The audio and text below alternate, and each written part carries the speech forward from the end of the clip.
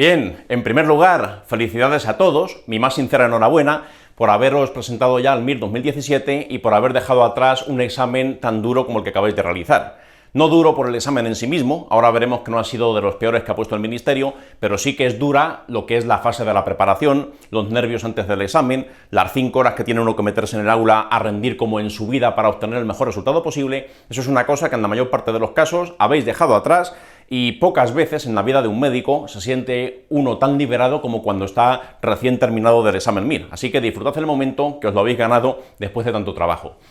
Antes de comentar lo que nos ha parecido a la academia el examen que acabáis de realizar, voy a presentarme para quien no me conozca. Esto es un vídeo que vamos a dejar abierto para que lo pueda ver cualquiera, haya sido alumno o no lo haya sido. Yo me llamo Jorge García Macarrón, soy profesor aquí en Grupo CTO y ahora sí, vamos a comentar un poquito cuál ha sido nuestra impresión sobre este examen MIR 2017. Lo primero de todo, de forma muy grosera, podemos decir que este examen nos ha gustado. Nos ha parecido mucho mejor prueba que el del MIR 2016, por ejemplo. ¿Un examen para qué sirve? Pues en teoría, en principio, debería servir para discriminar cómo bien o mal preparados van dos opositores a esa prueba. Si hay alguien que sabe más, si sabe menos, si ha estudiado más, si ha estudiado menos, todo eso pues tendría que ser reflejado sobre esa prueba que yo realizo, en este caso el examen MIR. Pues bien, en este caso parece que es un examen que cumple muy bien su función. No es como el MIR del 2016. ¿Qué es lo que pasaba en el MIR del año pasado que criticamos tanto en su momento, tanto la gente que se presentó como las academias, etcétera? Pues ocurría lo siguiente: si yo clasifico las preguntas del MIR en 5 niveles de dificultad 1, aquella pregunta que es tan simple que la puedo acertar incluso sin estudiar, simplemente con los conocimientos de andar por casa, sin haberme mirado ningún texto específico, ya podría saber cuál es la respuesta correcta. Pues ese tipo de preguntas no valen para nada, no tienen ninguna función. Esto lo tiene bien todo el que se presenta y por tanto pues no tiene ningún poder discriminatorio para saber quién va mejor preparado o quién va peor. Pues esas preguntas, aunque suben la autoestima, suben la moral, al hacer el examen sabes que las tienes bien, no son deseables para nadie. Después estarían las de dificultad intermedia, 2, 3 y 4, que hablaremos a continuación, y por último las de dificultad extrema, dificultad 5 sobre 5, que tampoco son deseables. Yo, si fuese el Ministerio, intentaría poner el menor número posible de dificultad 1 y el menor número posible de dificultad 5. ¿Por qué? Pues muy sencillo. Una pregunta de dificultad 5 se definiría como aquella que, para acertarla, requiero conocimientos de especialista. O si no, mirar en libros o en revistas que solo se manejan ya a nivel de persona que se dedica, por ejemplo, a la cardiología, si la pregunta es de cardio, o a la dermatología, si es de derma. Ya cosas que exceden con mucho lo que se estudia durante la carrera. Este tipo de preguntas, unas por absurdamente fáciles y otras por sumamente difíciles, no son deseables. Estas nadie las acierta y estas todo el mundo las acierta. No discriminan quién va mejor preparado o quién va peor. No influye el número de horas que yo le he dedicado al estudio, o cuánto sé, o qué tal se me da el examen tipo test, etc. Esto de aquí es lo que realmente sería deseable de cara a poner un buen examen, un examen correcto, un examen adecuado para su función. Preguntas de dificultad media, o media baja, o media alta, pero que para poder acertarlas pues tengo herramientas, tengo armas. Si yo he estudiado, si yo tengo un conocimiento sólido sobre esa especialidad, puedo acceder a esta pregunta y en función de eso pues puedo clasificar, si yo soy el Ministerio, quién sabe más, quién sabe menos, quién está mejor preparado y quién menos. Esto es lo deseable. El año pasado, ¿por qué no fue un buen MIR? El año pasado había mucho aquí y por tanto el número de preguntas útiles pues era inferior, las que quedan aquí en medio. Este año, 2017, ha habido muy poquitas preguntas de dificultad 1 y muy poquitas preguntas de dificultad 5. Lógicamente, siempre hay alguna, porque pues, tiene que haber un poco de todo en un examen, pero el mayor número de preguntas del examen se podría clasificar aquí. Son preguntas útiles que permiten saber cuál es mi nivel de conocimientos y cuánto más o menos pues, me he preparado en cada especialidad, y por tanto pues, es un examen correcto, un examen útil. Si saco la media de la dificultad de todas las preguntas, me sale un MIR promedio, un MIR típico. No es ni demasiado fácil ni demasiado difícil. En ese sentido, ocupa más o menos el punto medio de los últimos 10 MIRes. Lo que sí que excede un poquito el MIR promedio es la extensión. Es un examen que ha quedado algo más largo, tiene un poquito más en cuanto a palabras o páginas o número de caracteres, lo puedes medir de muchas maneras con respecto a MIRes habituales. Pero vamos, Básicamente se podría decir eso, un examen bien hecho, un examen de dificultad media y un examen de longitud algo superior a la media. ¿Qué cabe decir en cuanto a la distribución temática? Lo que preguntan en el examen. Ya sabéis que lo habitual viene a ser este reparto. Normalmente en un MIR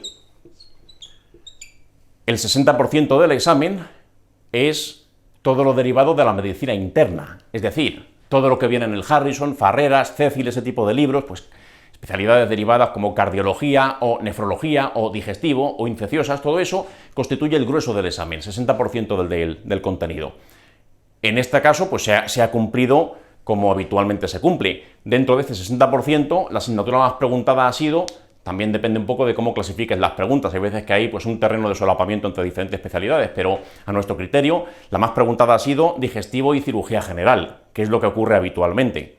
Otra bastante preguntada ha sido cardiología, menos en el bloque de texto y más en la sección de imágenes, como vamos a ver a continuación. Otra que habitualmente se pregunta más, pero este año ha perdido protagonismo, es infecciosas. Pero bueno, son pequeñas fluctuaciones dentro de ese 60% que se podrían considerar normales. Aquí no podemos decir que haya habido nada raro. Después, hay un 20% que vienen a ser aquellas especialidades de la medicina que no entrarían dentro de un libro como el Harrison o como el Farreras. ¿Quién estaría aquí?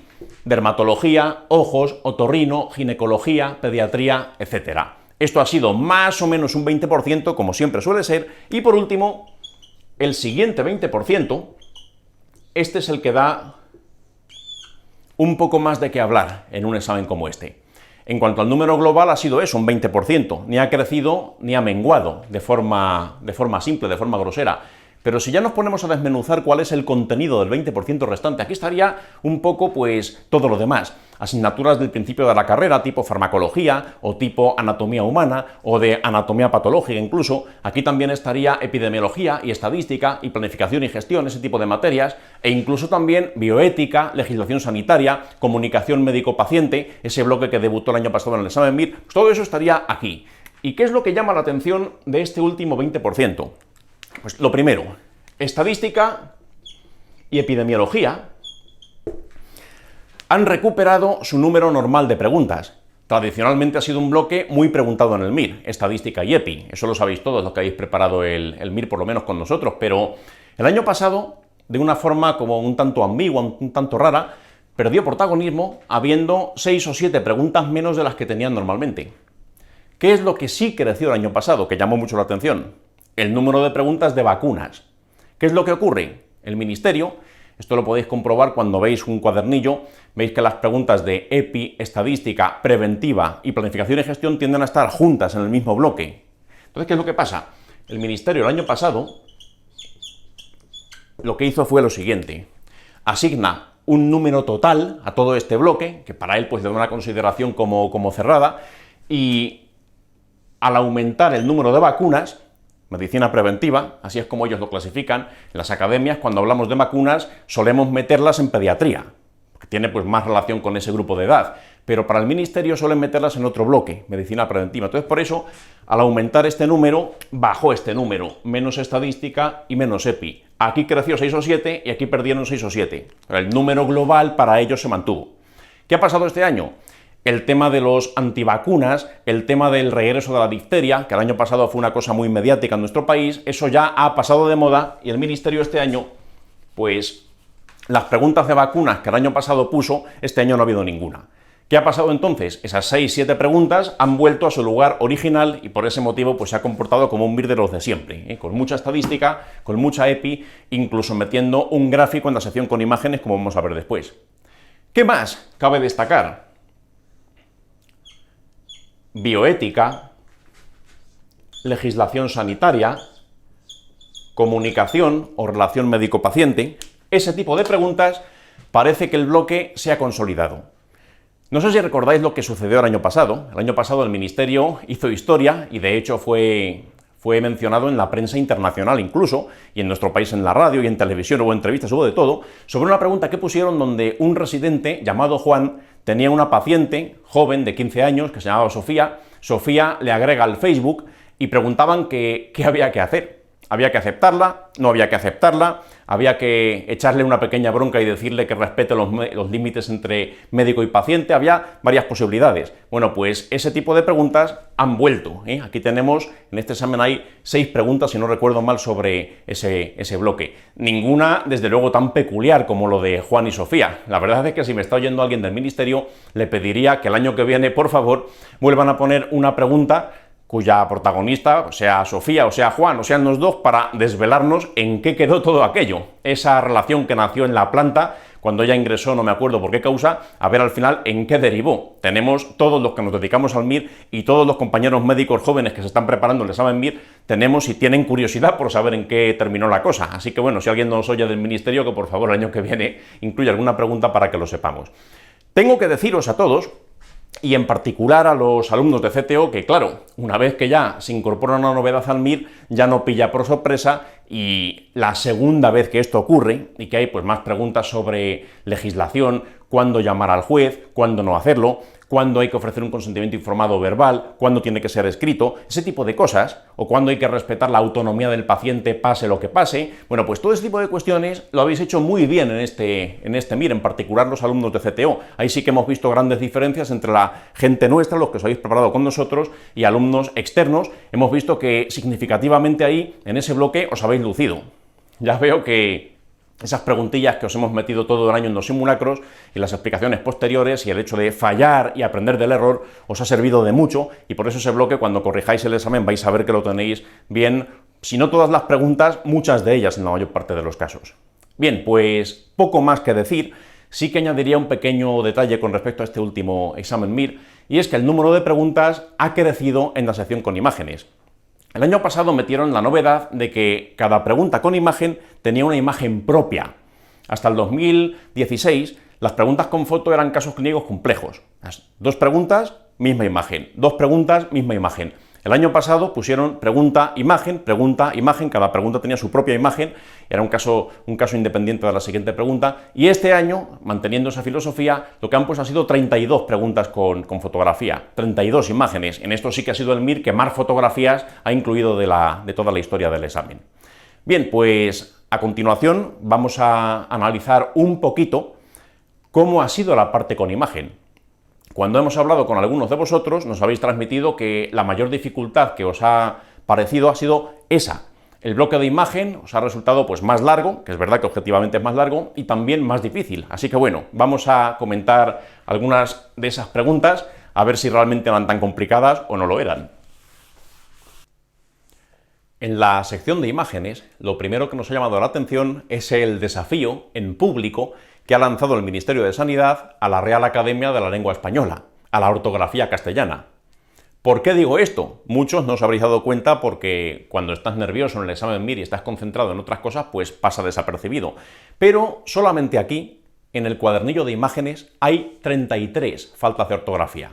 33. ¿Cómo es posible eso? Si aquí no hay más que fotos, no hay más que figuras, realmente no hay texto. Pues muy sencillo. Si yo escribo, como veis aquí, la palabra imagen de forma incorrecta 32 veces, ya tengo 32 faltas de ortografía. La palabra imagen, como todos sabéis, no lleva tilde, o por lo menos no debería llevarla. Pues aquí han puesto 32 tildes indebidas en la palabra imagen. Y os preguntaréis dónde está la falta de ortografía número 33. Bueno, pues la número 33 realmente debería ser la número 1, porque aparece en la portada del cuadernillo de imágenes. Fijaros aquí, la palabra imágenes, que sí debería llevar tilde, sin embargo, no la lleva, y con eso ya son 33 faltas de ortografía. Bueno, esto es una pequeña cosa, realmente es irrelevante desde el punto de vista del examen, es algo que no le vamos a tener en cuenta al Ministerio de Sanidad, ni nosotros, ni vosotros. Yo personalmente prefiero este examen, a pesar de las 33 faltas de ortografía, mucho antes que el del año pasado. Aunque lo hubiera escrito Cervantes y en castellano antiguo, me da exactamente igual, prefiero este con sus defectos, mucho mejor examen. ¿Qué es lo que sí ha llamado la atención, ahora ya en serio, desde el punto de vista médico, en el bloque de imágenes? Pues ha llamado la atención, en primer lugar, el contenido. Normalmente, ¿cuántas preguntas hay de imágenes referentes a cardiología? Lo habitual, si cogemos cualquier MIR del año pasado, o de hace 2 años, o el de la convocatoria que sea, nos vamos a encontrar un electrocardiograma y en algunos casos un ecocardiograma, pero nada más. La cardiología no es la especialidad que más han utilizado para poner preguntas con foto hasta ahora. Sin embargo, este año ha sido la gran protagonista de la sección con fotografía. 4 preguntas de electrocardiogramas y una pregunta de un ecocardiograma. Ha superado a especialidades mucho más visuales, ha superado a derma, por ejemplo, ha superado a cortes de anatomía patológica, ha superado a preguntas de neuroimagen, y ha sido en este caso la gran protagonista. A este respecto tengo que deciros a los alumnos de CTO que lo habéis hecho muy bien. En CTO, si os habéis dado cuenta, los que habéis sido nuestros alumnos, en cada simulacro nunca os hemos puesto solamente un electro, ni siquiera 2 electros. Lo normal es que os pusiéramos 3 y hasta 4 electros por cada simulacro. ¿Por qué? Porque nos parecían pocos los que había puesto el Ministerio hasta este momento. Nos parecía que era una cosa que probablemente en el futuro podría haber más representación, y así ha sido. Por ese motivo, ese infarto inferolateral, la mayor parte de vosotros lo habéis tenido bien, esa taquicardia ventricular, la habéis sabido diagnosticar, esa hiperpotasemia que produce una onda T picuda, también lo habéis visto, etcétera. Así que bueno, eso no ha sido la mayor dificultad. Enhorabuena a nuestros alumnos porque lo habéis hecho sustancialmente mejor que todo el resto de gente que ha corregido en la página web, y seguramente ha sido por ese motivo, porque os hemos cargado mucho las tintas con los electros en los simulacros. Otra cosa que también llama la atención, y esto es una cosa que, claro, pues es muy importante entrenarse correctamente. La sección de imagen, como cualquier otra parte del examen, se puede entrenar. Es simplemente reconocer una serie de patrones y la siguiente vez que lo ves ya resulta obvio. Solo se ve lo que se sabe. La primera vez que ves una fotografía, pues puede ser que pase desapercibido el detalle crítico. Pero la segunda vez que lo ves ya sí que es una cosa mucho más obvia. Y así ha sido, por ejemplo, pues aquí lo tenéis en la pregunta de la dermatitis atópica. Fijaros, esta es la imagen que ha puesto el Ministerio. Había que reconocer qué es lo que tenía el paciente. Estos son eczemas, es una dermatitis atópica. Preguntaban qué hacía falta para diagnosticarlo, etcétera. No hace falta nada más, esto clínicamente es suficientemente claro. Fijaros, comparadlo con la imagen que veis a la derecha. La imagen de la derecha pertenece al manual CTO, y esto pues es muy similar a la que ha puesto el Ministerio, por eso la mayor parte de nuestros alumnos la habéis acertado sin ningún problema. En algún otro simulacro habíamos puesto algún eczema más, así que bueno, pues es una cosa que enhorabuena también por haber acertado casi todos. Fijaros esta, aquí pasa exactamente igual. Lo que veis a la izquierda es lo que ha puesto el Ministerio, vemos un fondo de ojo donde hay hemorragias, donde hay exudados, y lo que veis a la derecha es casi lo mismo, ¿Qué es esto? Esto es una retinitis por citomegalovirus. A la izquierda la imagen del Ministerio, a la derecha la imagen que aparece en el manual CTO de enfermedades infecciosas. Esto es lo que se llama la clásica imagen en queso y tomate. El queso son los exudados, el tomate son las hemorragias, también conocido en algunos libros, más poéticos ellos, como imagen en pizza margarita. Esto ya lo comenté en un comentario post simulacro que tuvimos hace ya varios meses. Fijaros, es que es verdad. La pizza margarita es aquella que solamente tiene tomate y mozzarella. Bueno, pues queso y tomate. La única diferencia este año es que el Ministerio ha puesto más tomate y menos queso, y en CTO la servimos con más queso y menos tomate, pero en esencia es igual, y por eso pues la habéis tenido bien. Enhorabuena por segunda vez. Otra que también habéis reconocido la mayor parte de vosotros a golpe de vista es esta que veis. A la izquierda la del Ministerio, a la derecha la de CTO. Esta os la pusimos en un simulacro, en una pregunta de urología. Fijaros el parecido que tienen. Todos habéis, o casi todos, habéis reconocido correctamente este cáncer de vejiga en esa cistoscopia. Así que bueno, pues otra más. Fijaros esto que se ve en este momento. A la izquierda la fotografía del Ministerio. Esto es un diagrama en embudos, un funnel plot. Y a la derecha nos encontramos la imagen que CTO os puso en el simulacro de hace 2 semanas, en el penúltimo. Y ahí hicimos un análisis bastante profundo sobre para qué sirve esto, cómo se puede saber si hay un sesgo de publicación o si no lo hay, etcétera. Y lo que han preguntado aquí, pues básicamente es eso. ¿Para qué sirve ese diagrama de embudos? Para ver si en un metaanálisis hay sesgo de publicación o no lo hay, si podría haberlo. Bueno, pues otra pregunta más que también habéis tenido bien casi todos vosotros. Una pregunta interesante es esta. Aquí nos ponen un frotis y nos preguntan qué patología tiene la paciente o qué tratamiento habría que ponerle asumiendo la patología que tiene o que parece tener. ¿Qué es lo que llama la atención en esta fotografía? A lo mejor los hematíes, pues no tanto. Hay alguno que nos puede ayudar, pero sobre todo aquí lo que llama la atención es lo que se ve en los polimorfonucleares. Si te fijas con detalle, te das cuenta de que en los núcleos de los polimorfos nucleares nos encontramos muchas lobulaciones, están hipersegmentados. Y esto es una cosa que todos vosotros estabais acostumbrados a ver. ¿Por qué? Porque esta imagen que aparece en este momento la teníais bastante fresca. Hipersegmentación de los polimorfos nucleares, que hay que pensar, es un déficit o bien de ácido fólico o bien de vitamina B12. En este caso sería lógicamente de vitamina B12, porque en la paciente de la pregunta nos cuentan trastornos neurológicos, nos cuentan alteraciones sensitivas, nos cuentan alteraciones de la marcha, entonces por eso pues B12 es lo que probablemente le falta. Y esto pues lo habéis hecho bien la mayor parte de vosotros también. Otra pregunta que también os habrá traído recuerdos al verla en el examen MIR, esto que se ve en este momento, ¿qué es? Aquí se ve un abdomen muy prominente, muy globuloso, y se ven estrías de distensión, francamente pronunciadas. Hombre, también hay que reconocer que se ve más de lo que necesitamos ver. El año que viene espero que el Ministerio de Sanidad, cuando tenga un paciente con síndrome de Cushing y le haga fotografías, que se molesten en ponerle pantalones, porque aquí en esta foto se ve un hemisferio cerebral, me refiero al cerebro inferior, y se ve también un trocito del tronco del encéfalo. Bien, bromas aparte, esta fotografía me imagino que automáticamente habréis recordado esta otra que os pusimos en un simulacro reciente. La diferencia es que nuestros síndromes de Cushing, cuando muestran el abdomen, se ponen pantalones. Incluso en su día, cuando pusimos esa fotografía, hicimos hasta bromas con respecto a la caricatura del síndrome de Cushing que aparece en el manual y que tenéis ahora en este momento ante vuestra vista. Es otra pregunta sencilla que casi ninguno ha tenido dificultad. Otra pregunta de mayor nivel, de mayor complicación, pero que si la has visto antes las cosas son mucho más sencillas. Comparad lo que aparece a la izquierda, esta es la imagen del ministerio, y lo que aparece a la derecha, que es la imagen que aparece en uno de los simulacros que habéis hecho en CTO. ¿Esto qué es? Pues este es el famoso, típico esófago de Barrett que os hemos puesto en varias ocasiones y que por ello casi todos lo habéis encontrado sin mucha dificultad. Bueno, pues esto es lo que pasa cuando estás bien entrenado de cara a las imágenes. Ya os lo dije en varias ocasiones, sobre todo ya en los últimos simulacros, ya apenas se notaba apenas se notaba diferencia entre la probabilidad de acertar una pregunta cuando tenía imagen que si no tenía imagen, cuando analizábamos los resultados de los alumnos. Bueno, pues aquí se ha puesto de manifiesto en este examen MIR que, aunque es verdad que de promedio las preguntas con fotografía son más complejas, la mayor parte de vosotros no habéis tenido una gran diferencia de desempeño en la sección con fotos respecto a la sección sin fotos, lo que significa que el entrenamiento que teníais pues era más que adecuado. A veces incluso puede llegar a ocurrir aquella pregunta en la que no necesito ver la foto.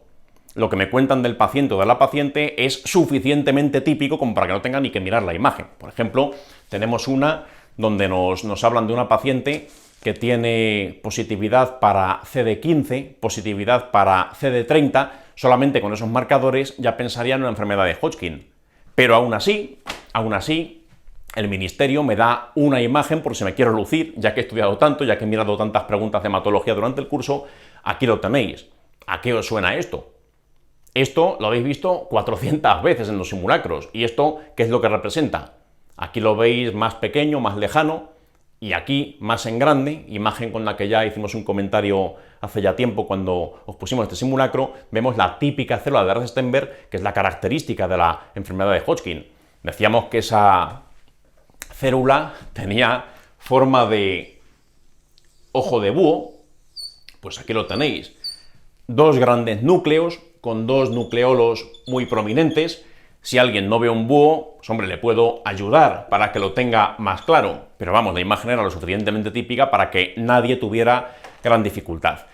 Realmente las imágenes impresionan, imponen, son cosas que a lo mejor durante la carrera pues no estamos acostumbrados a que nos pongan preguntas con iconografía en los exámenes, pero una vez que ya llevas suficiente tiempo en la academia y te has enfrentado al suficiente número de simulacros con estas características, al final no representan un obstáculo real. Sí representan un obstáculo percibido. Cuando estás haciendo el examen te resultan más duras, te imponen más, pero al final cuando ves el resultado y cuando ya lo analizas con un poco de frialdad, son cuestiones que en realidad soléis tener bien, cuando son imágenes más o menos normales. A veces incluso puede darse la circunstancia de que tengas que luchar. Puede ser que la imagen te supere, puede ser que la pregunta no me dé ni siquiera datos clínicos del paciente, pero me las tengo que ingeniar para que de alguna forma saque la pregunta lo mejor que pueda. Pues vamos a poner algún ejemplo. Fijaros, pregunta número 1. Pregunta número 1 es una de las preguntas que nos habéis comentado que os ha resultado más dura, más difícil, porque es una pregunta de anatomía. Además de anatomía pura y dura. Fijaros, nos muestran esta foto, donde hay una flecha que señala un músculo, y tienes que responder sobre este músculo cuál es falsa. Bien, pues vamos a intentarlo. A ver qué podemos hacer. ¿Hay que preparar la anatomía con mucho detalle para el MIR? Pues evidentemente no. A nadie le recomendamos que lo haga, porque es una cosa que consume mucho tiempo, mucha memoria, y preguntas de anatomía podrán ser infinitas, y encima son pocas las que caen en el examen, así que entonces no es muy rentable. Pero bueno, aquí vamos a hacer lo posible para enfrentarnos a una pregunta que nos supera, una pregunta que a lo mejor no tenemos los conocimientos claros, pero aún así.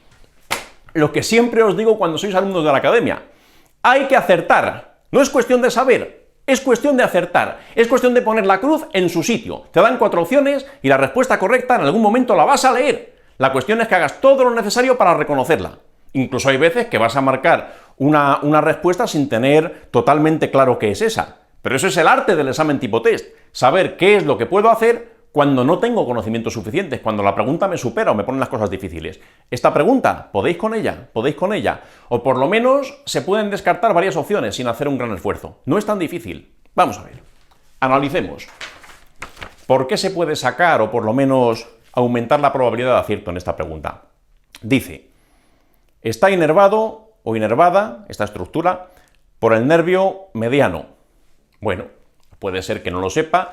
No me acuerdo de cuál es la inervación de los diferentes músculos del miembro superior, normal y lógico. Esto en el MIR se pregunta poco. 2. Tiene como función la supinación del antebrazo. Bueno, pues no lo sé. No sé si es pronador, si es supinador, si es flexor, si es extensor. Se me ha olvidado. No sé ni qué músculo es. Después diré cómo se llama por la curiosidad de vosotros. Pero desde luego, así a priori el día del examen no tengo ni idea. 3. Participa en la estabilidad de la articulación radiocubital distal. No lo sé, ay Dios mío, qué difícil. Vamos a ver. Puede ser que la 1 no la sepas. Puede ser que la 2 tampoco la sepas. Pero la 3, claro que lo sabes. Claro que lo sabes. Mira la foto otra vez. Mírala. Mírala. ¿Tú crees que participa en la estabilidad de la articulación radiocubital distal? Aquí por lo menos sí que sabes cuál es el radio y cuál es el cúbito. Eso sí lo sabes.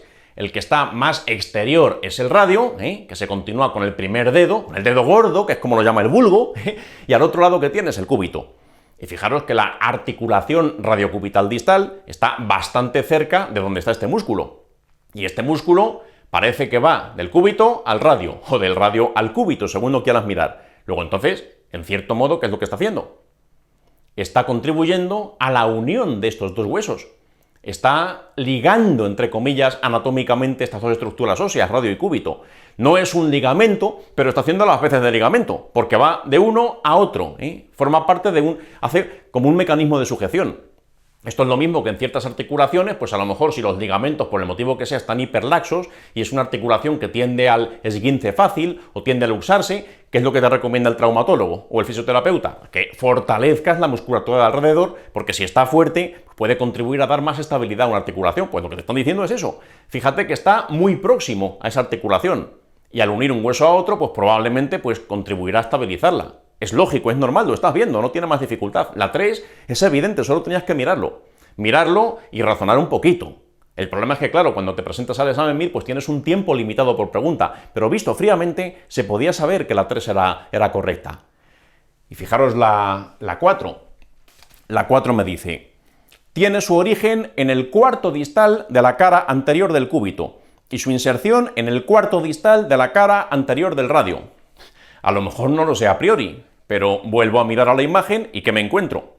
Pues que efectivamente está en el 25% más distal de la extensión de estos huesos. Está en el cuarto distal del radio y en el cuarto distal del cúbito, es verdad. ¿Y está en la cara anterior o en la cara posterior? Pues lo puedes deducir, ¿Cómo es un sujeto anatómico?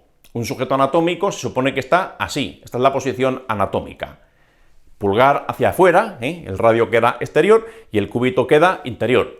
Bueno, pues es lo que estás viendo en esta imagen. En esta imagen te están mostrando un miembro superior, un antebrazo, en posición anatómica. Sabes cuál es el radio, sabes cuál es el cúbito, fíjate que el pulgar continúa al radio, lo que te están mostrando es cara anterior. Y eso lo podías saber si te fijabas en ese detalle, en la posición en la que está colocado. Luego entonces, ¿estoy en cara anterior? Sí. ¿Es cuarto distal del radio? Sí, porque lo estoy viendo. ¿Es cuarto distal del cúbito? Sí, porque lo estoy viendo. Esto no es una cuestión de saber o no saber, es que lo veo en la fotografía. Luego la 3 es correcta y la 4 es correcta. La verdadera duda está entre la 1 y la 2. Luego entonces ya no es una pregunta tan difícil.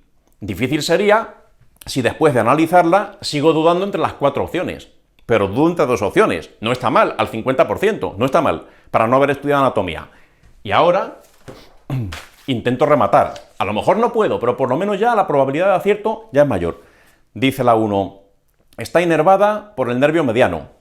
No lo sé seguro. 2, es supinador, tiene función de supinación. No lo sé seguro, pero... Y ahora viene pues aplicar un poquito pues la lógica dentro de los conocimientos que sí tienes. A ver, el mediano que inerva. Piénsalo.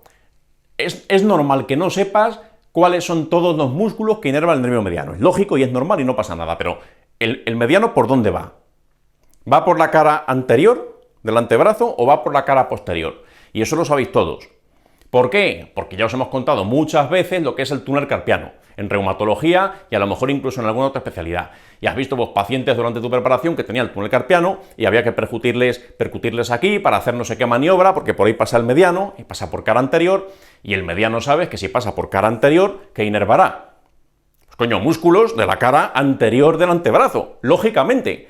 Lo difícil será, si estamos en cara anterior, que tenga inervación, por ejemplo, radial, que pasa por detrás. Es bastante lógico, si está en cara anterior, que tenga inervación por parte del mediano. Que no lo sé seguro, pero topográficamente pues me cuadra, tiene sentido. El radial no es. El cubital no lo sé, pero el radial no es. El mediano probablemente, porque además es que pasa por encima de ese músculo, no lo estás viendo. Topográficamente pues tiene correspondencia. La 1 tiene bastantes probabilidades de ser correcta. La 2 me dice, tiene como función la supinación del antebrazo. Ahí sí que me pillas, porque no sé ni cómo se llama el músculo, que se llama, por cierto, pronador cuadrado, porque prona y porque tiene forma cuadrada, pero yo eso no lo sabía al hacer el examen. Piensa lo siguiente. A ver, pronar y supinar, eso sí que sabes lo que es. Inténtalo, hazlo. Supina, tú supina. Esto es supinar. Palma hacia arriba. Esto es supinar. Si te palpas los músculos del antebrazo, a ver cuáles se contraen cuando yo supino. Si lo haces, te darás cuenta de que los músculos que se contraen para que yo pueda supinar están por aquí detrás. No están en cara anterior, están más bien posteriores. De esa manera me puedo imaginar, pues si para supinar se contraen músculos que están por aquí y no por aquí, seguramente hará la función contraria, que es la pronación. Y aunque a lo mejor esto no sea el razonamiento más ortodoxo y el más categórico anatómicamente, si puede ser que no lo sea, pero el día del MIR tienes las armas que tienes las herramientas que tienes. Y esta pregunta la podrías haber sacado. Tienes argumentos en contra de la 1, tienes argumentos a favor de la 1, tienes argumentos en contra de la 2, como acabamos de ver, marca la 2 y si aciertas, pues muy bien.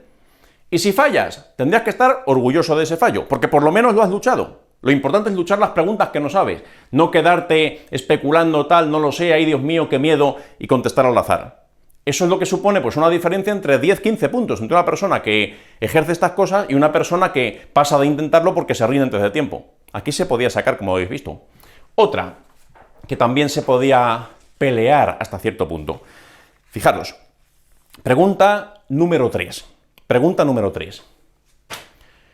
La pregunta número 3, no tengo ninguna herramienta que pueda utilizar desde el punto de vista de la clínica del paciente, no me cuentan nada del paciente. Me muestran una imagen y me dicen, oye, búscame de estas 4 flechas cuál corresponde a la arteria mesentérica superior. Y aquí, claro, pues mucha gente le intimida.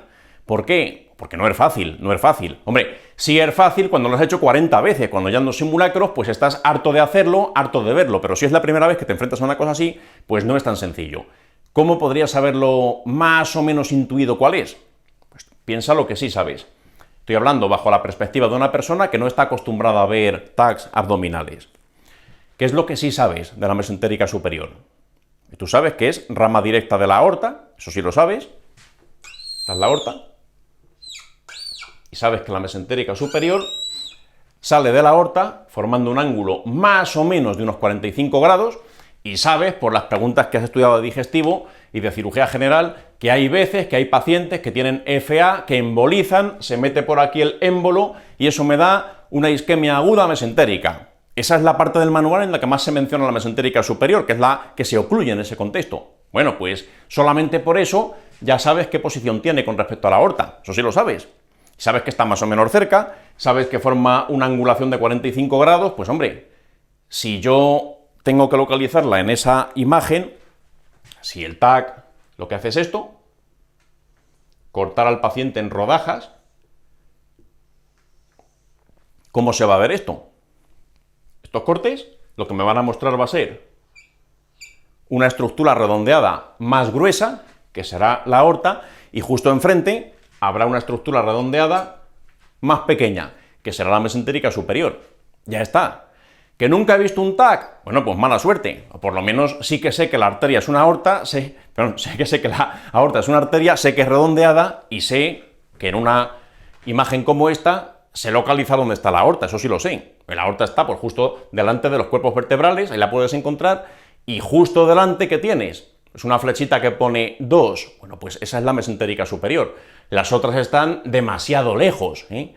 Fíjate además que, claro, para que la flechita número 2 sea una arteria, pues tiene que ser más o menos redondeada, es el caso, y el contenido tiene que ser más o menos de la misma densidad que el contenido de la aorta.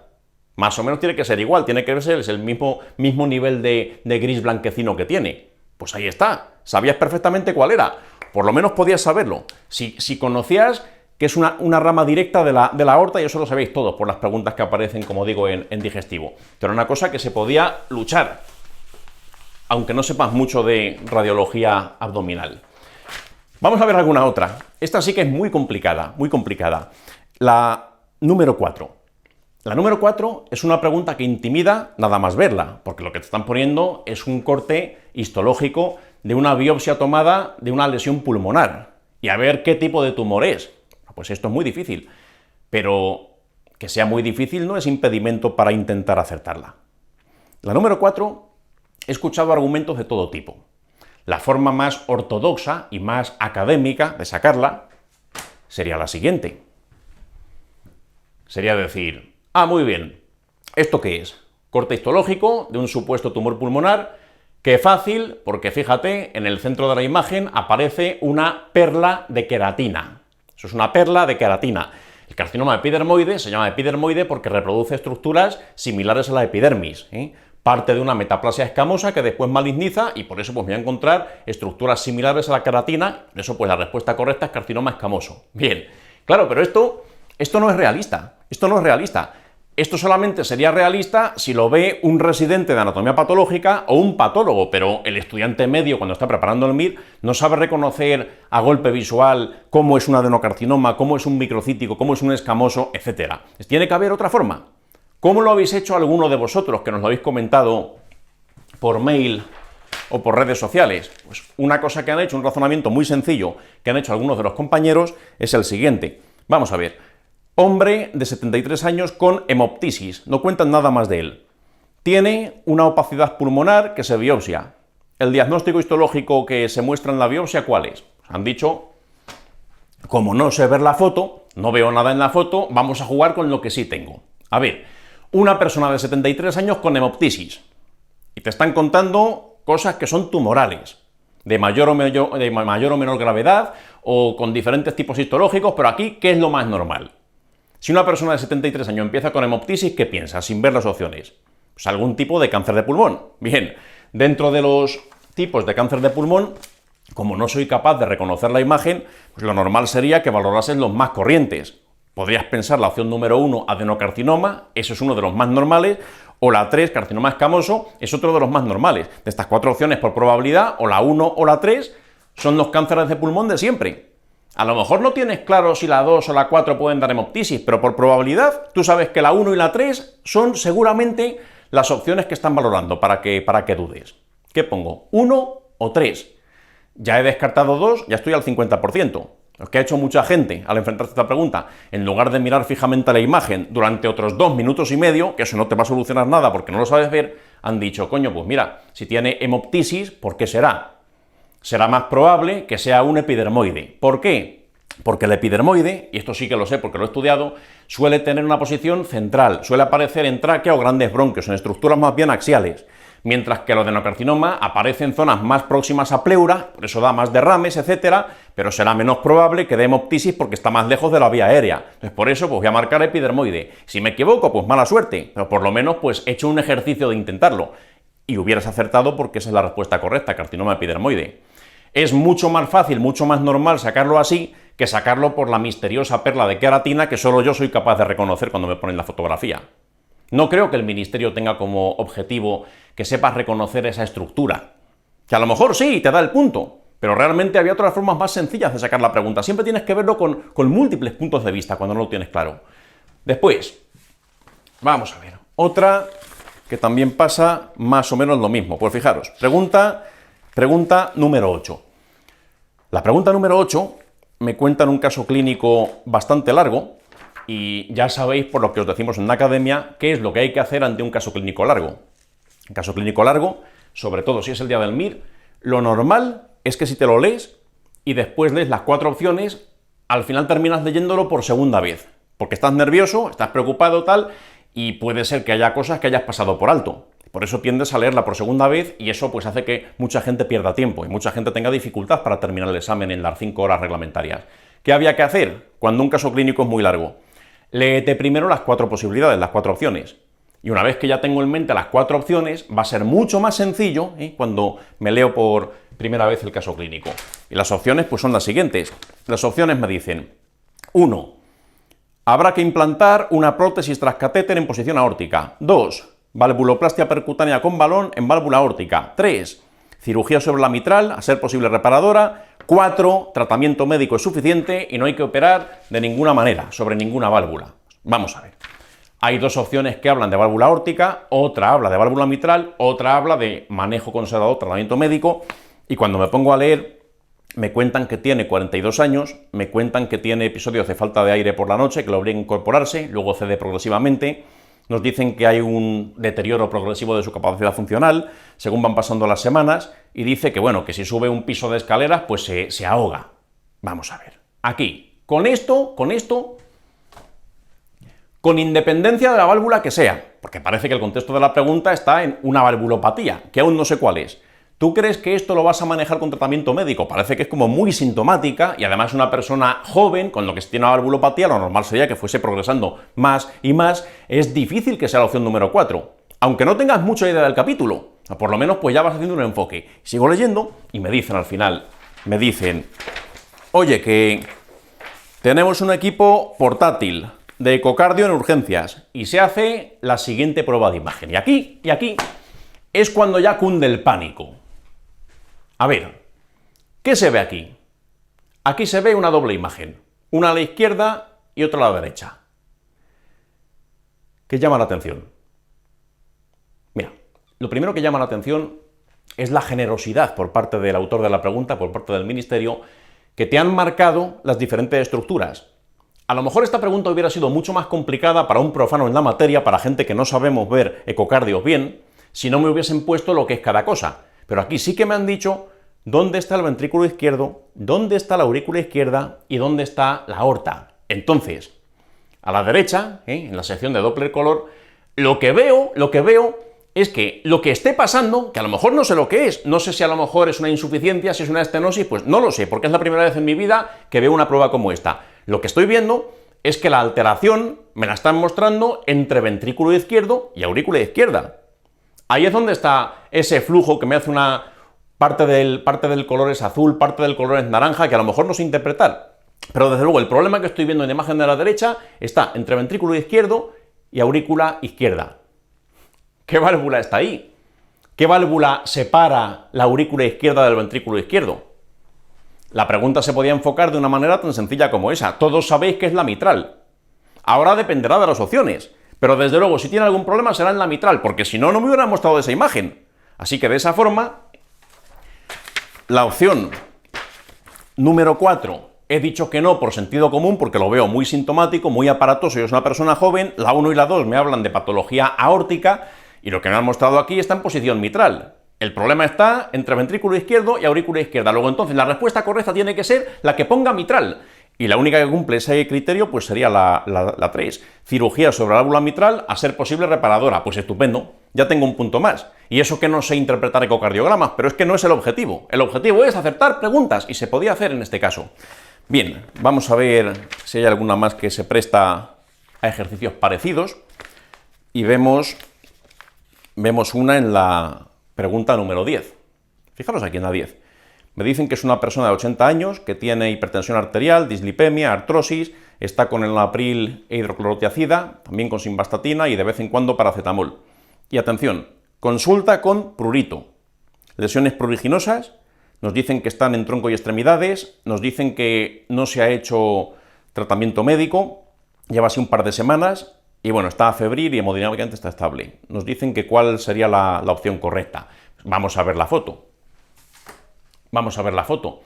Probablemente, cuando veas esto, no tengas mucha idea de lo que le pasa. Hay que reconocer que es una foto de bastante mala calidad. Tomada más o menos de lejos, relativamente borrosa, no está muy bien iluminada, pero bueno, la respuesta correcta está ahí escrita. Tengo que intentar de alguna forma acertarla. A ver, ¿qué harías aquí? ¿Te parece que esto es un eczema? Es una de las opciones que me dan. ¿Te parece que esto es una enfermedad ampollosa, autoinmune? Pues mira, tan sencillo como lo siguiente. Si no lo tienes claro, ponte a mirar a ver cuál es la lesión básica que se ve aquí. Y efectivamente, ampollas no se ven muchas. Pero si te fijas con cierto detalle, sí que te vas a encontrar una ampolla. ¿Dónde está la ampolla?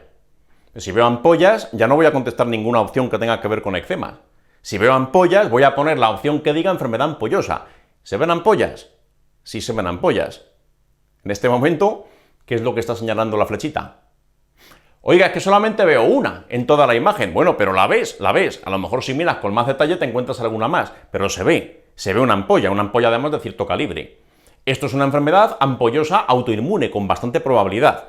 Que no lo sé seguro, ya biopsiaré, pero si veo esa ampolla, probablemente esa sea la pista crítica. ¿Por qué han puesto solamente esa ampolla? Debería haber muchas más. La paciente te han dicho que tiene prurito, se rasca y por tanto a lo mejor al rascarse pues se excoria y está rompiendo las otras ampollas. Pero por lo menos una se veía, de cierto tamaño y bastante claramente. No se ve de forma obvia porque está en el margen de la imagen, pero podías haberla buscado y la podrías haber encontrado. Y ya con eso en la cabeza, dentro de que a lo mejor pues no sabes mucho de ese capítulo, la 1 no la voy a marcar, me hablan de hallazgos tipo espongiosis, vesículas espongióticas, tal. La 1 pues sugiere algo parecido a un eczema. Ya sabes que la espongiosis pues es uno de los hallazgos histológicos típicos del eczema. La opción número 4 también habla de eczema diseminado. La 2 me dice que son lesiones compatibles con una pustulosis exantemática aguda.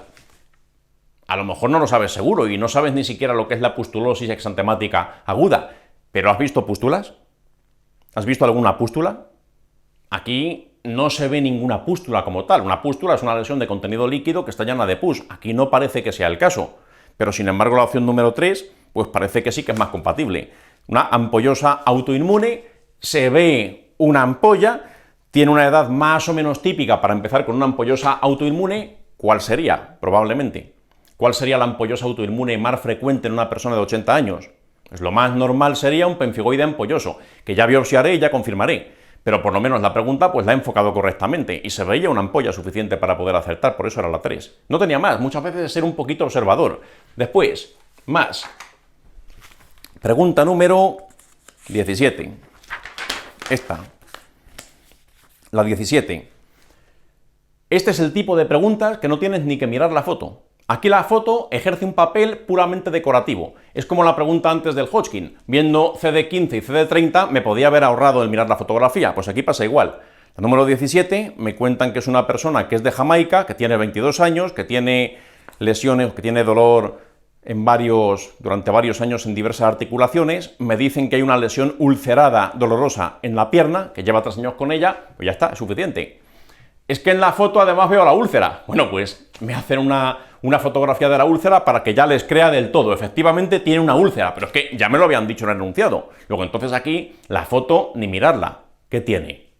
Aquí te han dado una serie de características, una hemoglobina de 7,6, después me cuentan, fijaros, pues una bilirrubina de 2,12, una LADH que está elevada, tal, pues tiene pinta de ser una anemia hemolítica. ¿Qué tipo de anemia hemolítica? Pues a lo mejor no lo tienes muy claro y no sabes mucha hematología, pero si te han contado que el paciente es jamaicano, ¿para qué es? Para que pienses algún tipo de anemia hemolítica que pueda tener relación con el origen del paciente. Y si es jamaicano, pues posiblemente será de raza negra, y fíjate que en la fotografía pues se le ve bastante oscuro. ¿Qué habrá que pensar entonces? Pues la respuesta número 1, una anemia por células falciformes. Parece que lleva mucho tiempo con ello, parece que también hay dolor óseo articular, que sabéis que es típico, y si tenías alguna duda, pues el origen del paciente te ayudaba, aquí no había ni que mirar la imagen. Este tipo de preguntas, donde no hay ni que mirar la foto, cada vez escasean más en el MIR. Antiguamente había muchas, la fotografía era un mero accesorio, pero en los últimos años están refinando bastante la técnica y ponen incluso fotos como las que hemos visto antes, la de las flechitas. Dime qué estructura es esta. Bueno, pues ocasionalmente, como aquí, la foto es un hallazgo más, dentro de un contexto que a lo mejor no hace falta mirarlo. Bueno, también encuentran a veces métodos muy originales de preguntar cosas que ya han preguntado en otras convocatorias. Fijaros, por ejemplo, en la pregunta número 19. La 19 nos dicen que se recibe en el laboratorio la orina de un paciente en estudio por insuficiencia renal y la tira reactiva pues se muestra en la imagen, los hallazgos que presenta. Tú ves esto, y esto antiguamente, esto en un MIR como el que yo me presenté, año 2004, ¿cómo lo hubieran contado? Me hubiesen puesto un texto clínico, lo que le pasa al paciente, y me hubiesen dicho, y además tiene proteinuria y además tiene hematuria. Bueno, pues eso, aquí en lugar de decirlo expresamente, lo que tienes que hacer es interpretar los colores que aparecen aquí en esta tira reactiva y te darías cuenta de lo mismo. Aquí, ¿qué es lo que se pone de un color patológico? La presencia de proteínas, la presencia de hematíes, efectivamente esto llama mucho la atención, y abajo del todo, ¿qué me muestran? ¿Qué es lo que se ve abajo del todo? Es un sedimento urinario. ¿Qué se ve en ese sedimento? Aunque no sepas muy bien lo que se ve en ese sedimento, pero ¿qué te ha dicho la tira reactiva que hay en orina? En gran cantidad. Hematíes, hematíes. Aquí podrías haber pensado que eso que se ve en el sedimento efectivamente son hematíes, porque arriba, en la parte superior de la imagen, me lo han dicho, hay hematíes.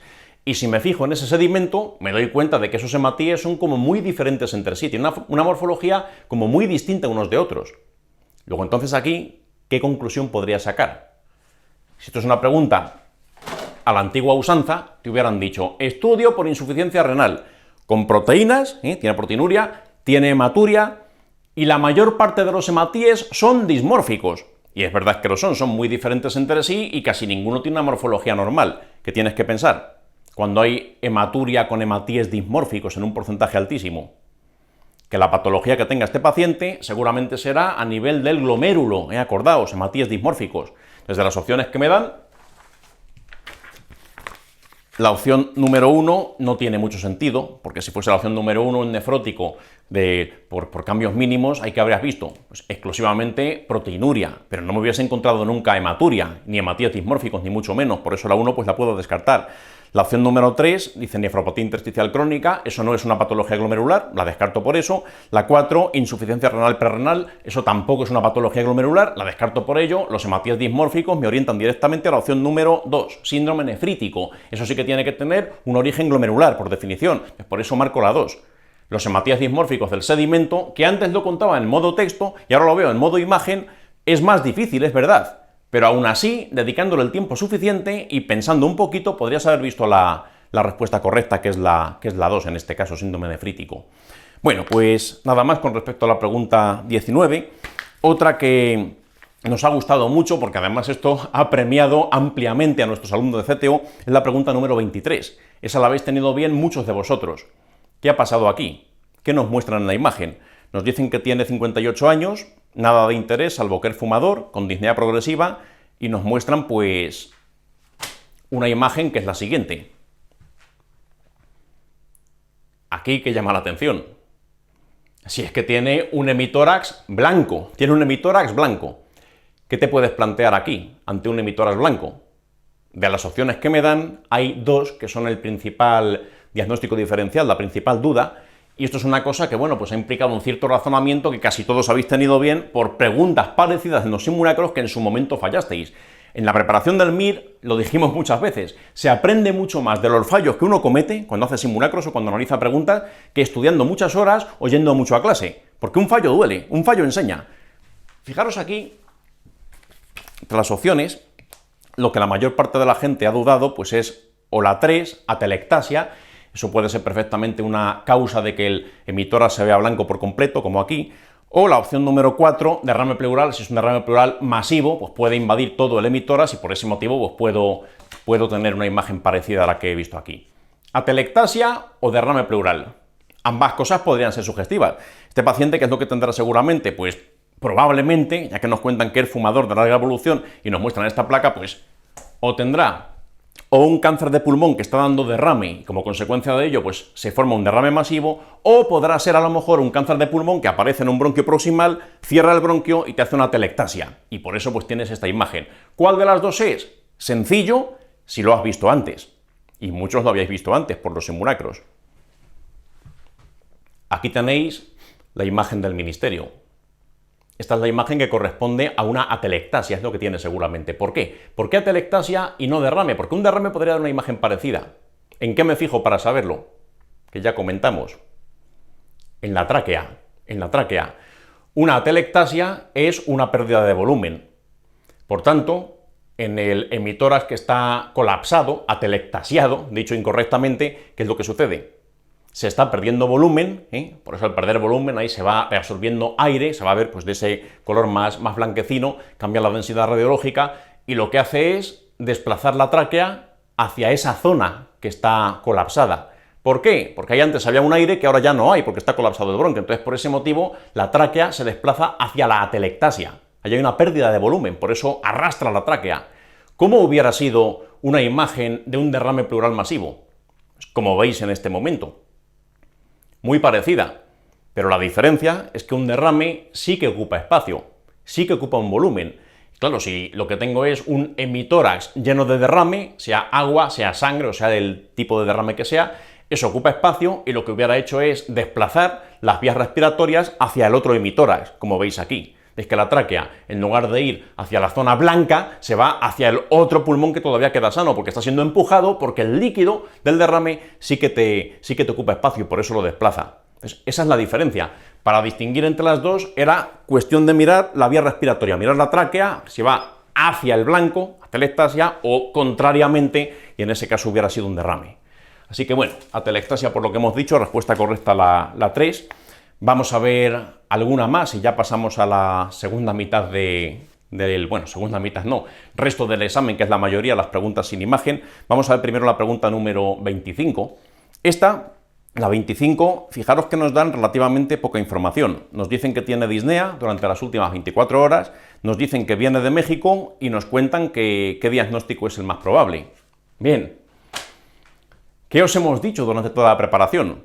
Que muchos habéis sabido aprovechar al hacer esta pregunta. Procedencia de un paciente, aficiones de un paciente, profesión de un paciente, todo eso si te lo cuentan casi siempre tiene alguna trascendencia para el diagnóstico. Hay veces que a lo mejor dan un dato falso que no es tan importante, pero normalmente cuando te cuentan algo de eso es para algo, como el paciente jamaicano. ¿Para qué va a ser jamaicano? Para que tenga algo relacionado con la raza negra, etcétera, anemia falciforme. Bueno, pues aquí, ¿por qué viene de México? Y claro, tú ahora dices, neumonía bacteriana. No hace falta ir a México para tener una neumonía bacteriana. 2, empiema. Tampoco es necesario desplazarse hasta México para tener eso. 3, infarto pulmonar. Yo podría tener un tromboembolismo pulmonar con infarto pulmonar y derrame subsiguiente también en España. 4, tuberculosis pulmonar. O sea, aquí en España también tenemos tuberculosis pulmonar. Entonces, ¿por qué me han contado lo de México? A lo mejor tienes que ir un poquito más allá de la ubicación geográfica y pensar en el viaje de vuelta. ¿Cómo habrá vuelto de México? ¿Habrá vuelto en ala delta? ¿En bicicleta? ¿Cómo habrá vuelto? Pues obviamente la mayor parte de la gente que se va a México lo hace en un vuelo que dura 12 horas y media. Por lo menos desde Madrid hasta México DF dura 12 horas y media. Doy fe porque lo he hecho muchas veces por el tema de las clases de CTO. Y es horroroso. Y una de las cosas que te puede pasar cuando estás 12 horas y media quieto con las piernas juntas, así, constreñido, porque además, ¿sabéis qué pasa? Cuando haces un viaje de esos, casi siempre te toca a la izquierda o a la derecha, o incluso a ambos lados, cuando estás en una silla de 4 asientos, un tío que mide 2 metros y que pesa 120 kilos. Y al otro lado también. Tú te quedas entre media con una estatura normal y un peso normal, te están comprimiendo, no te mueves prácticamente, y esas 12 horas de estasis que puede producir. Es lo que en su momento se llamó hace ya muchos años el síndrome de la clase turista. Pues estás más constreñido, más tal, que si vas en primera. ¿Y qué es lo que ocurre? Cuando estás 12 horas quieto, que no puedes ni levantarte ni mover las piernas, pues que como consecuencia de la estasis y de la falta de movimiento tengas un tromboembolismo pulmonar. Eso es lo que te quieren decir. No es que traiga un bicho de México, es que hay un vuelo intermedio. Y por eso el paciente te dicen, y tiene disnea de 24 horas de evolución. Tienes que pensar algo relacionado con eso, porque si no fuese importante no te hubiesen contado que viene de México. Y una vez ya enfocada la pregunta, ahora ya sí, ya te vas a la foto, ¿y qué es lo que te encuentras en esta foto? Efectivamente, se ve un derrame, Y también se ve que parte del pulmón en las regiones más periféricas como que tiene una densidad que es diferente al resto del parénquima sano. Pero bueno, aunque no hubieras visto el área de infarto, pero por lo menos el derrame sí que lo has visto perfectamente. Eso no era difícil.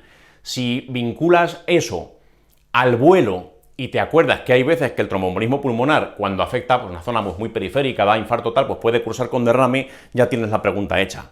Es cuestión de integrar lo que te dan. Y si te cuentan un dato, es para algo. Así que bueno, esta ha sido una pregunta complicada por eso, porque la gente pues, ha interpretado como procedencia algo que puede haberse traído de allí infeccioso, alguna cosa no. Era el vuelo de vuelta, respuesta correcta la 3. Y bueno, ya para terminar con la sección de imágenes, no las vamos a comentar todas porque si no, no podemos terminar nunca, pero sí que hay una que merece la pena ver, que es la pregunta 31. La pregunta 31 es una de las más largas del examen. Y aquí vamos a poner de manifiesto, vamos a ilustrar cómo el Ministerio hace preguntas. ¿Cómo lo hace el Ministerio para que una pregunta parezca nueva? Esto es una cosa difícil, poner el examen MIR tampoco tiene que ser una cosa sencilla. Lo sabemos nosotros porque os ponemos simulacros todas las semanas.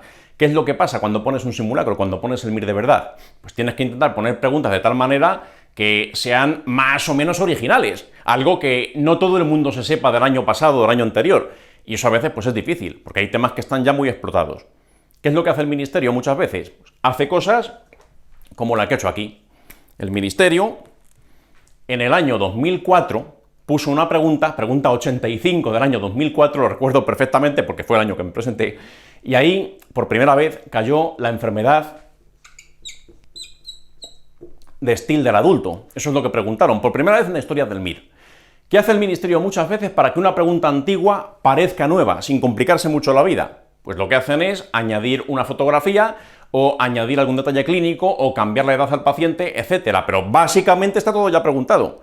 ¿Qué han hecho aquí? Han tomado como base aquella pregunta, lógicamente la redacción es distinta, todo es distinto, y en lugar de contarte el dato típico, el dato clave de aquel momento, que fue la palabra asalmonado, las personas que nos presentamos ese año y que aceptamos esa pregunta fue porque decían que había un eritema cutáneo que era como asalmonado, que coincidía con los picos de fiebre, y todo lo demás... Pues la verdad es que no le dimos mucha importancia. ¿Por qué? Porque el profesor de reuma nos dijo durante las clases datos típicos, sobre todo cosas que caen poco, hay que saberse las 2 o 3 cosas que son características de las enfermedades que apenas caen. Y de esta pues nos contaron eso. Exantema asalmonado que coincidía con los picos febriles. Y eso si sale en el MIR pones un Still del adulto. Así lo hicimos. ¿Qué ha pasado? Muchos años después, ¿qué es lo que han hecho? Pues en lugar de decirte tengo un exantema asalmonado, lo que han hecho ha sido ponerte una fotografía, pero esencialmente la pregunta es la misma. Esto lo hemos visto en el MIR 400 veces, es una cosa que ocurre pues todos los años. Típica pregunta, adenopatías iliares bilaterales. ¿Qué hicieron en cierta ocasión? No decir eso, poner una fotografía donde se veía esa descripción, la respuesta correcta seguía siendo sarcoidosis como siempre, pero en lugar de reconocer palabras en modo texto, pues te pone una fotografía, y aquí pues nada. La respuesta correcta, lógicamente, sabiendo eso y teniendo en cuenta la naturaleza de la foto que nos ponen, pues sería la opción número 2. Aunque es un diagnóstico de exclusión, pediría ferritina porque posiblemente se trate de una enfermedad de Still del adulto. Bueno, pues enhorabuena a quien la tenga bien. Algunos Still hemos puesto durante los simulacros. Vamos a borrar la pizarra y pasamos a la siguiente parte de este examen MIR que acabáis de realizar. En la sección sin imágenes nos encontramos lógicamente una dificultad promedio inferior a la parte que sí tiene fotografías, pero de vez en cuando hay preguntas que nos sorprenden y que suponen de las más complicadas del examen en la sección sin fotos. Por ejemplo, la pregunta número 37. El 37, por cierto, 37 respecto a la versión 0. A partir de ahora, si utilizo alguna numeración de pregunta, es referente a la versión 0, que es la del tribunal. Si tenéis cualquier otra, mirad la correspondencia para que sepáis a cuál estoy haciendo alusión. Pues bien, como decía, pregunta 37. Fijaros lo intimidatoria que resulta. Hay un polimorfismo genético de la enzima tiopurina metiltransferasa que se asocia a un alto riesgo de toxicidad hematológica grave cuando se administra uno de los siguientes fármacos a individuos homocigotos. ¿Cuál es el fármaco? Vamos a ver, aquí lo normal, si te pone una pregunta como esta, es que tiembles, que no lo sepas y que te sientas, pues, desvalido porque tus conocimientos no alcanzan. ¿Qué hay que hacer en esos casos? Volver a leer la pregunta con otros ojos. Y a lo mejor resulta que sí puedes con ella, aplicar técnica de examen. De hecho, os doy una pista. La solución a esta pregunta es evidente. Evidente. Si la miras con otros ojos. Si la has fallado, y lo más probable es que sí, la mayor parte de la gente que ha hecho el MIR 2017 tiene mal esta pregunta, miradla bien otra vez y a ver qué marcaríais. Forma de enfocarla correcto. ¿Cómo se llama la enzima?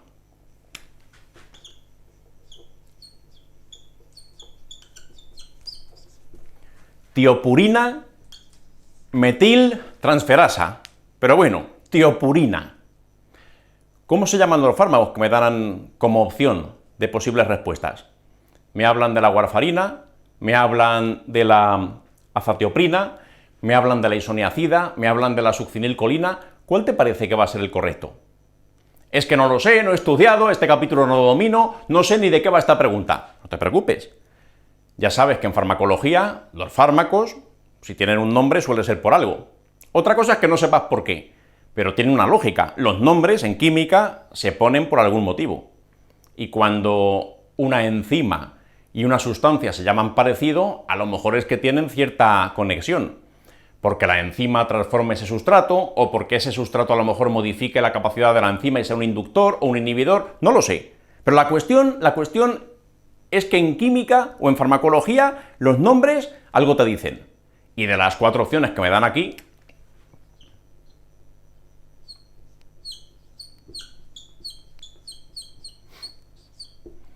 desde luego hay una que me recuerda bastante al nombre de la enzima. Tiopurina. Azatioprina. Azatioprina. A lo mejor el nombre original del fármaco era azatiopurina y después le quitaron la U. No lo sé, ni me importa, ni me va a importar, porque después del examen voy a mirar simplemente si la tengo bien o la tengo mal. Pero en el momento del examen, si no tengo conocimientos, ¿cuál es la más lógica? Si tengo que elegir entre esas 4. Si no tengo ningún conocimiento, no tengo ni idea, estoy totalmente desarmado frente a esta pregunta. Pues pondría la que más se parece en cuanto a nomenclatura, porque algo tendrán que ver esas dos sustancias. Y efectivamente, en este caso, solo le falta la U para llamarse tiopurina. La respuesta correcta era esa, era la 2. No es una pregunta difícil si la ves de esa manera. Si intentas sacarla por los conocimientos de farmacología que tienes, es una pregunta imposible, dificultad 5 sobre 5. Pero así es como se podía haber enfocado. Enhorabuena quien la tenga bien. No era un punto fácil en absoluto. Bien. Estas cosas, la técnica de examen, el atreverse a arriesgar cuando a lo mejor no lo tienes claro, eso te puede dar un porcentaje de puntos relativamente bajo en el examen. 10, 15, incluso 20 puntos netos podrían ser debidos a técnica de examen. El grueso, ¿a qué es debido? Todo lo demás, ¿a qué se debe? A lo que sé sobre medicina y a lo que sé, importante esto, sobre el examen MIR. Si conozco las preguntas de años anteriores, puede ser que las preguntas de este año se parezcan, como es el caso de muchas preguntas de este examen. ¿Sabéis cuántas preguntas se pueden sacar a partir del desglose en esta convocatoria? Lo normal es entre 100 y 110. En esta ocasión son 112 las preguntas que se podrían sacar por similitud con el desglose, con similitud a los años previos. No voy a comentar todas porque sería imposible, pero fijaros, por ejemplo, en la pregunta número 46. ¿Cuál es el cariotipo del síndrome de Turner? Pues lo sabes de sobra, 45X, literal, de otra convocatoria. De hecho, al final del examen hay una pregunta sobre diferentes situaciones clínicas, sobre si tienen talla alta o talla baja. Turner da talla baja, como ya han preguntado varias veces, una pregunta que está al final del simulacro también la podrías haber sacado.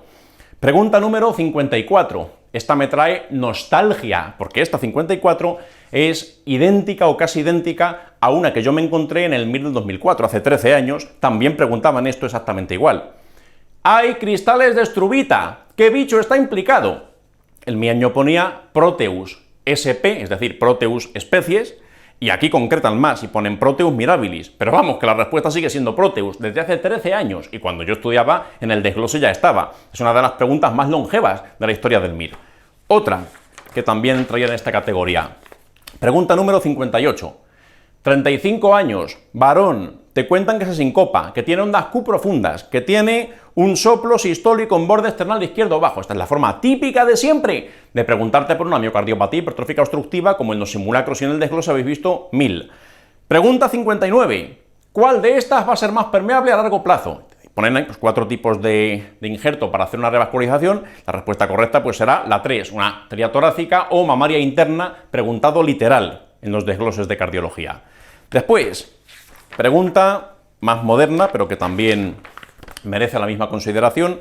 Pregunta número 84. ¿Cuál es el marcador más útil para el diagnóstico de la pancreatitis autoinmune tipo 1? Mira, aunque no sepas los tipos de pancreatitis autoinmune, lo que sí sabes es que en el desglose reciente, en una convocatoria de hace pocos años, pusieron un caso clínico de una persona que tiene una pancreatitis, una lesión, bueno, más que una pancreatitis, una masa pancreática, que le ponían corticoides y encogía, y al final el diagnóstico era pancreatitis autoinmune, y el dato clave era la IgG4, que aparecía entre las cosas que contaban de la paciente en el enunciado.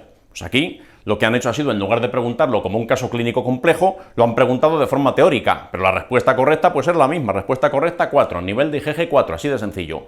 Más cosas que merece la pena comentar de este examen.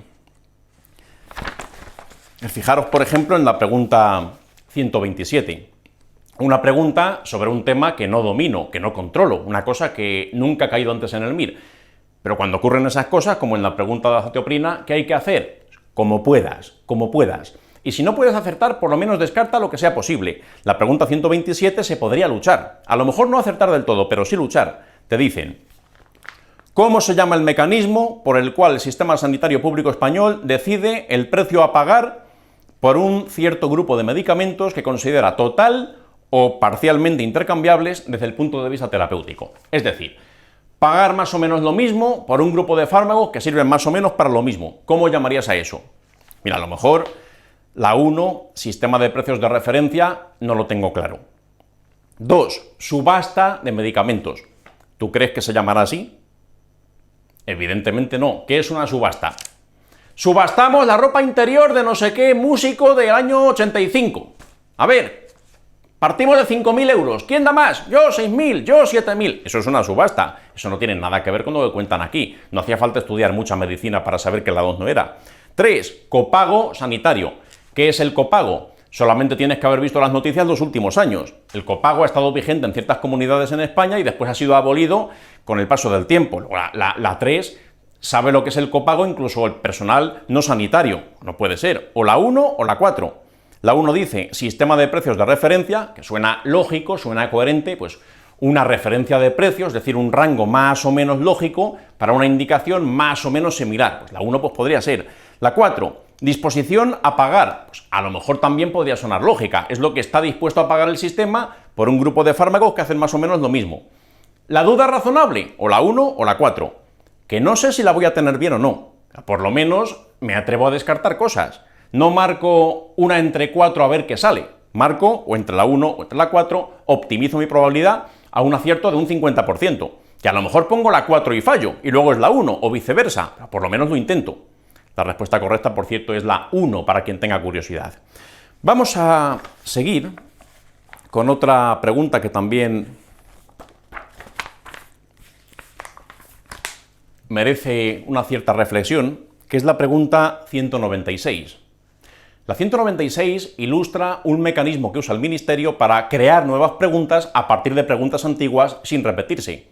Esto es muy importante a la hora de prepararse el examen, tenerlo en cuenta. Una vuelta de tuerca más, es como podría llamarse este mecanismo, una vuelta de tuerca más. Ejemplo, pregunta clásica, que está en el desglose en 300 veces la puedes encontrar. Adenopatías iliares bilaterales, ¿qué tengo? Sarcoidosis. Pasan los años, te cuentan una persona que tiene fiebre o febrícula y artralgia sin cuadro de malestar general y además se encuentra el médico que lo atiende con esto en la radiografía. Esta imagen es del ministerio, la reconoceréis del desglose. ¿Qué tiene? Adenopatías iliares bilaterales. Ahora no lo dice en el modo texto, lo veo en la foto, pero el diagnóstico sigue siendo sarcoidosis. Bien, el ministerio ya se ha cansado de preguntar sarcoidosis, ha dicho, se lo saben en modo texto, se lo saben en modo foto, vamos a preguntar algo más de la sarcoidosis que no sea lo de siempre. ¿Qué han hecho aquí? Pregunta 196. Sarcoidosis estadio 3. ¿Qué esperarías encontrar en la placa? Pues nada, ahora ya no será adenopatías iliares bilaterales, porque eso aparece en el estadio 1 y en el estadio 2.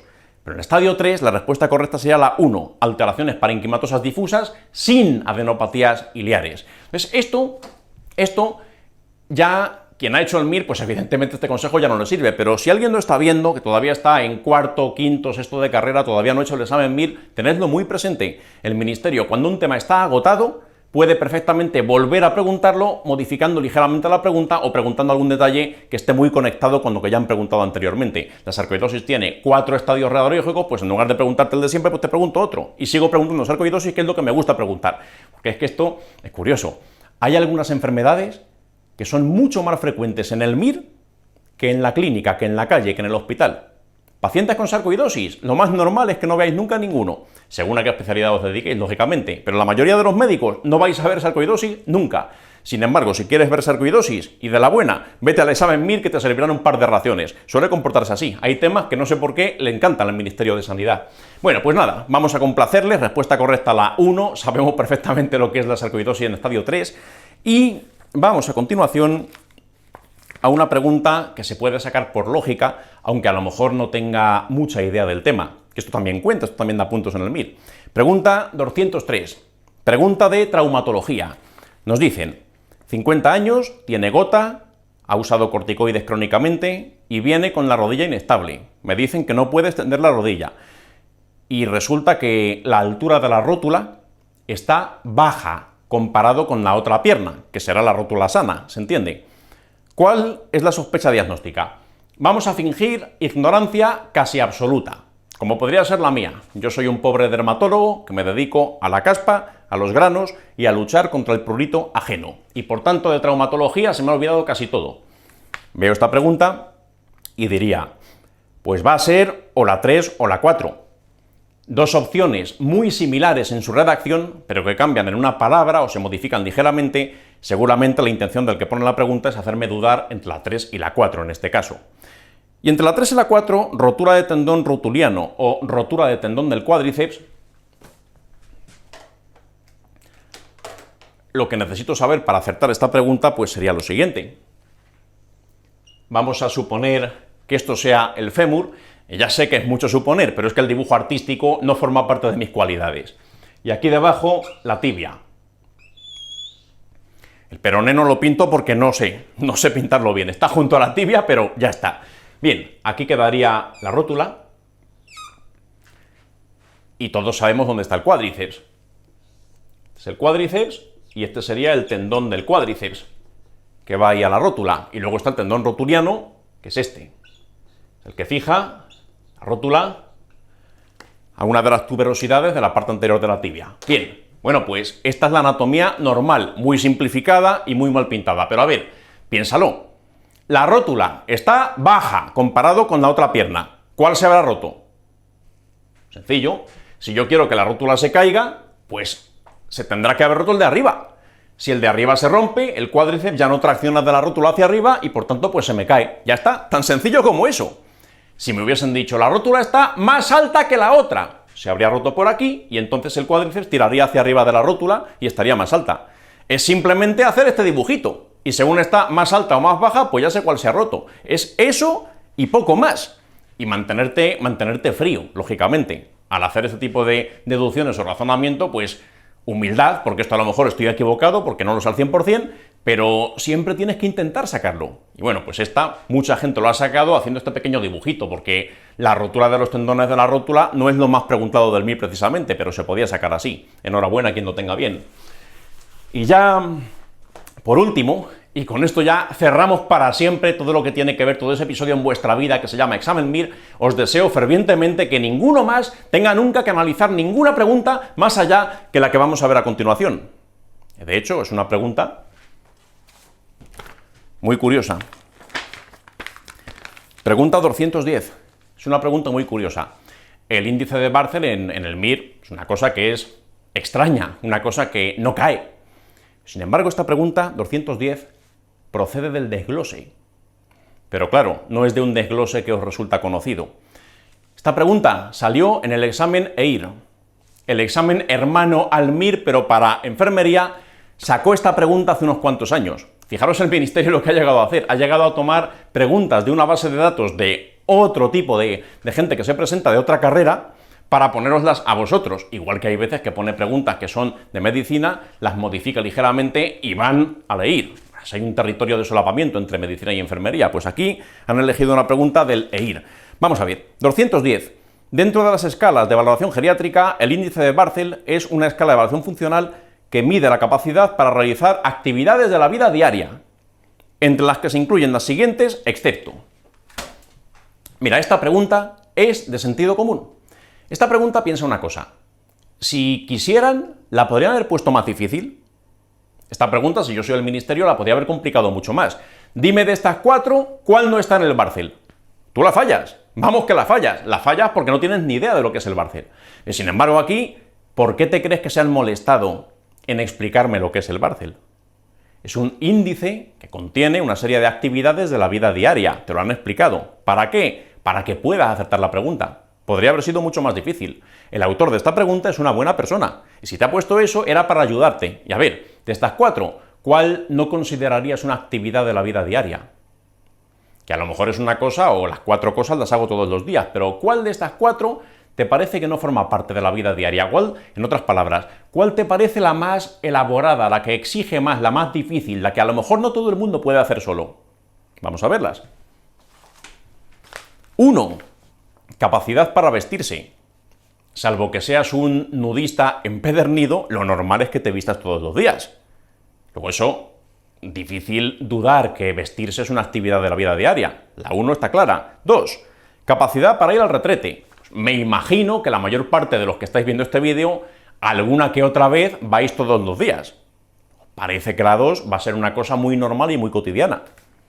3. Capacidad para comer por sí solo. Salvo regímenes muy restrictivos, las personas comemos 3 o más veces al día. Luego, entonces, la 3 es una actividad indiscutiblemente en la vida diaria. 4. Capacidad para manejo de su medicación. Puede ser que haya gente que tome medicamentos todos los días, o que estén polimedicados, por supuesto que los hay. Pero de estas 4 cosas, ¿cuál te parece que exige más? ¿Cuál plantearía más dificultad para un paciente? ¿Cuál de las 4 te parece más complicada? Solamente con eso podrías ver que la opción número 4 es la que menos probabilidad tiene de formar parte de ese índice, porque la 1, 2 y 3 son cosas muy claras, muy básicas, muy normales, que todo el mundo hace a diario. Sin embargo, la 4, eso pues puede exigir cierto grado de destreza. Acordarte a qué horas son las pastillas, partirlas si hay que partirlas, saber cuáles tocan en cada momento, o incluso poner medicación, que a lo mejor no son comprimidos o cápsulas, que a lo mejor hay que inyectarse ciertas cosas. También hay medicamentos inyectables. Por tanto, la opción número 4, indiscutiblemente, es la más exigente de las 4. Pues esa es la que voy a marcar. Y ya está. Y el autor de la pregunta, si me ha puesto eso en el enunciado, es por algo. No hay que intimidarse y decir es que no me sé el Barthel. Es que me lo han explicado para que sí me lo sepa y para que pueda sacar la pregunta. Hay veces que el ministerio te da la información que necesitas, como en este caso y algún otro que ya hemos visto. Pero bueno, da igual, no importa. La tengáis bien, la tengáis mal, hayáis dudado, lo tengáis claro, no pasa nada. La mayor parte de vosotros ya habéis terminado y nunca más en vuestra vida vais a hacer un examen MIR ni vais a pasar por nada como lo que habéis pasado estos últimos meses. Así que, lo dicho, enhorabuena. Espero que cuando lleguen ya los resultados definitivos saquéis todos la mejor plaza posible, podéis elegir lo que queráis y en el lugar que queráis, pero sobre todo, lo que más os deseo, y esto es lo más importante, que elijáis lo que elijáis, la pregunta 236, qué especialidad y en qué lugar, sea un acierto y sea un éxito. Y no solamente acertar y que te guste durante los primeros años, que te guste durante todo el resto de tu vida profesional y que encuentres en la especialidad que elijas muchas satisfacciones. Gracias en nombre de todo el equipo CTO por haber visto este vídeo. Gracias a los que habéis sido nuestros alumnos y habéis confiado en nosotros para prepararos el MIR, y para cualquier cosa que podáis necesitar, aquí estamos. Gracias, mucho ánimo y mucha suerte a todos.